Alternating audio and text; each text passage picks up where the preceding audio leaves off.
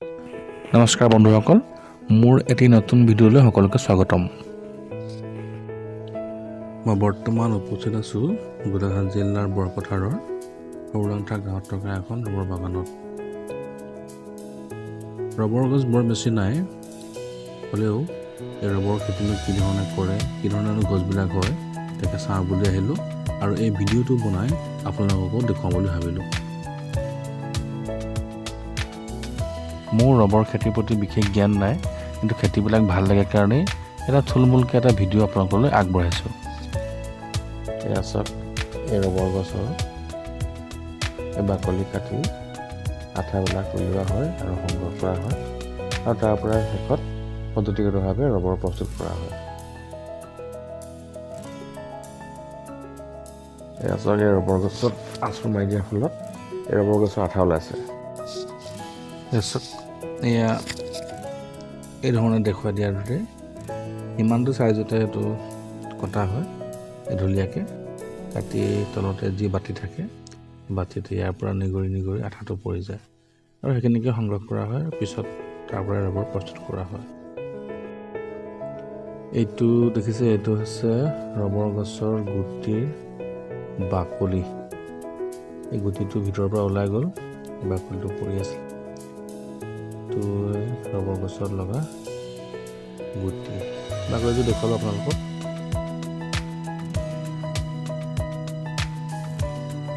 এইবিলাক হৈছে ৰবৰ পুলি, এইবিলাক ৰুবৰ কাৰণে সাজু কৰি থোৱা হৈছে আৰু এইখিনি কেনেকৈনো হৈছে শুনকচোন।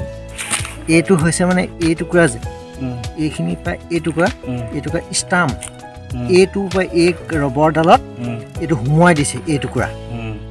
তাৰপিছত এইটোৰ পৰা যিটো পোখা ওলাব সেইটোহে ৰাখিব লাগিব। এইটোত ওলাইছে, এই টুকুৰা পৰা এইটো ওলাইছে, এইফালে ওলাই ভাঙি দিব লাগিব। সেইটোৱে প্ৰত্যেকটোতে এই টুকুৰাত আছিলে। ঠিক তেনেকৈ এইখিনিৰ পৰা এই টুকুৰা বেলেগ এটা ষ্টাম্পে দিয়ে মানে বস্তু। যদি 10 লিটাৰ যদি আঠা দিওঁ তেতিয়া 40 লিটাৰ মই পানী দিব লাগিব। 1 লিটাৰত 4 লিটাৰকৈ, 4 40 লিটাৰ, 40 10 50 লিটাৰ মিক্স কৰি 50 লিটাৰ হ'ল। 50 লিটাৰটো ইয়াত প্ৰত্যেকখন ট্ৰেত 5 লিটাৰকৈ দিব পাৰি। 5 লিটাৰকৈ এনেকৈ ট্ৰেত মানে দি যাব লাগিব।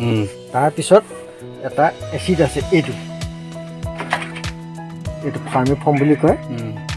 এইটো 100 ml এই ফৰ্মিক ফেনটোত 5 লিটাৰ পানী দিব লাগিব। তাৰপিছত সেইটো যিটো মিক্স হ'ল, মিক্স হোৱাটো এই ট্ৰেখনত আমি 100 ml দিব লাগিব। তাৰপিছত দিব লাগে।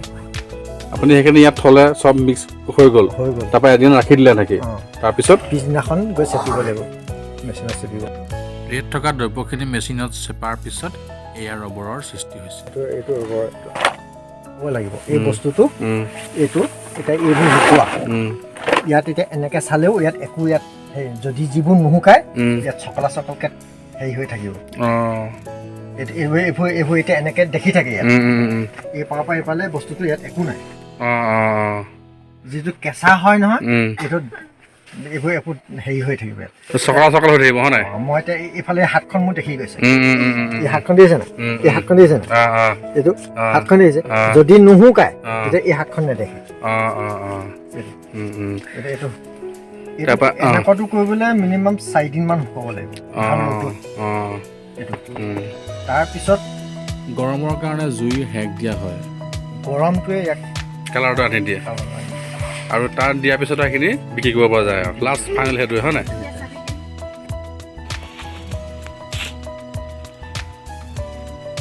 তাৰপিছত এইবিলাক ৰবৰ জুইত সেক দিবৰ কাৰণে শুকুৱাই থকা হৈছে। যিমানে সুন্দৰকৈ শুকুৱাই সিমানে ইয়াৰ ধুনীয়া ৰং হয়।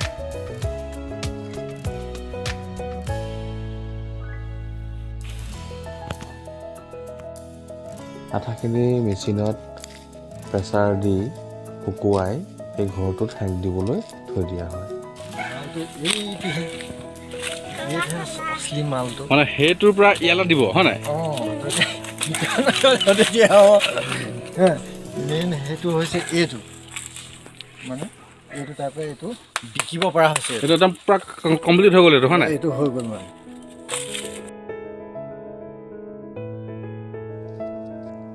ৰবৰখিনি খুব ধুনীয়াকৈ শুকোৱাৰ পিছত এই যি ঘৰটো আছে এই ঘৰটোত এইদৰে বাঁহৰ কামি বান্ধি মেলি থোৱা হৈছে আৰু এই মাজত ইয়াত যি চৌকা দেখা গৈছে এই চৌকাত নিৰ্দিষ্ট জোখত জুই ধৰি এই ৰবৰখিনি সেক দিয়াৰ ব্যৱস্থা কৰা হয় আৰু এই সেক দিয়াৰ ফলতে ৰবৰখিনি এটা খুব ধুনীয়া ৰঙৰ সৃষ্টি হয় আৰু এই ৰবৰ প্ৰস্তুত কৰাৰ এইটো একেবাৰে শেষ ষ্টেজ।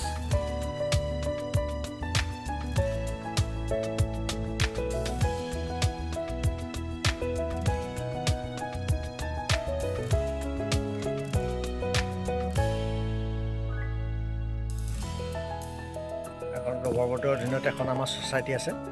ছ'চাইটিৰ অন্তৰতো আমি 4 দিন প্ৰশিক্ষণ সেইটো সম্পূৰ্ণ ফ্ৰী। তাৰ উপৰিঞ্চিও মানে প্ৰশিক্ষণলৈ পইচা দিয়ে মানে ডেইলি 10 দিনে এটা প্ৰশিক্ষণ হৈছিলে, আমি 4 বাৰ লৈছোঁ। তাৰ উপৰিও আমি ৰবৰ বোৰ্ডৰ গুৱাহাটী সহাৰত থকা যিটো মেইন চেণ্টাৰ তাত গৈ থাকি 5 দিনীয়া এটা প্ৰশিক্ষণ লৈছিলোঁ।